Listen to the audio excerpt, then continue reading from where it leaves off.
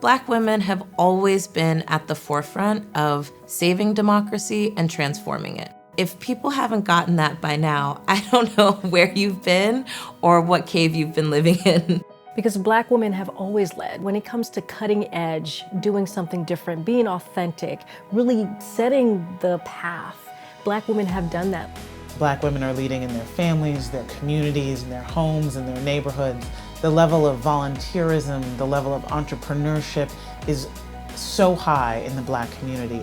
The reason that Black women participate at this level is because it impacts us. We need to be able to support our families, we want to be able to support ourselves, and we want to live in communities that do have access to the American dream that everybody talks so fondly about. There have been times when Black women's voices are really heard and respected within the broader progressive movement, but there's so much work to do to make sure that not just Black women, but everyday people get a chance to sort of influence policy, get a chance to talk about their vision for what they want their lives to be.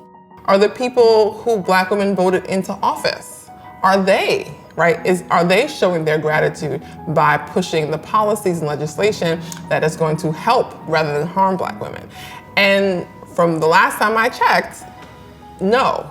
An agenda that reflected the priorities of Black women would look like a bold, multiracial, populist agenda.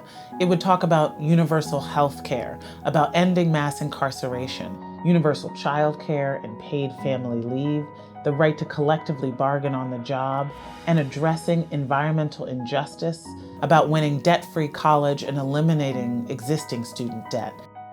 There's something inherently heart-centered and people-centered in the way that we build coalition with one another, and we approach this work, I think, with more of a community perspective. You can't really talk about issues that affect people of color if you don't have people of color leading it or being at the forefront or including them at the table. You can't support Black women's leadership and try to defang it, de-radicalize it, sort of sanitize it. You can't support Black women's leadership and try to sort of make it very individualistic. It has to be holistic and sort of community-oriented.